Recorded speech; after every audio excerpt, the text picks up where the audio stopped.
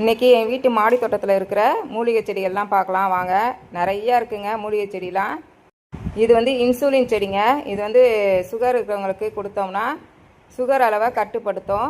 Sugar இல்லாதவங்களும் இதில் வாரத்துக்கு 2 நாள் அரைச்சி குடிக்கலாங்க வெறும் வயிற்றுல. இது வந்து லெமன் கிராஸ்ங்க. இது வந்து வெயிட் லாஸ் பண்ணுறதுக்கு ரொம்ப நல்லது. வாரத்துக்கு 2 தடவையாவது டீ போட்டு குடிக்கலாங்க. இது வந்து முறிகூட்டி செடிங்க. காயத்தை ஆற்றக்கூடிய தன்மை இருக்குங்க இதுக்கு. அதுக்கப்புறம் பார்த்திங்கன்னா இது வந்து கற்பூரவள்ளி இலை.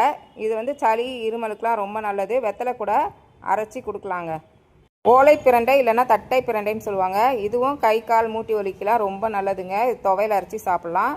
இதில் வந்து நார்லாம் இருக்காதுங்க. அடுத்தது பார்த்திங்கன்னா இது சாதாரண பிரண்டைங்க. இது எல்லா இடத்துலையும் கிடைக்கும் நமக்கு. என்கிட்ட 4 வகை பிரண்டையும் இருக்குங்க. இது வந்து உருட்டு பிரண்டைங்க. இது வந்து அப்படியே நறுக்கி வதக்கிட்டு அப்படியே துவையில் அரைக்கலாங்க. ரொம்ப ஈஸிங்க. சாதாரண பிரண்டையில் நார் எடுக்கிற மாதிரி இந்த பிரண்டையிலலாம் நார் எடுக்கணும்னு அவசியம் இல்லைங்க. இது வந்து இலை பிரண்டை. இந்த இலையை மட்டும்தான் பயன்படுத்தணும்.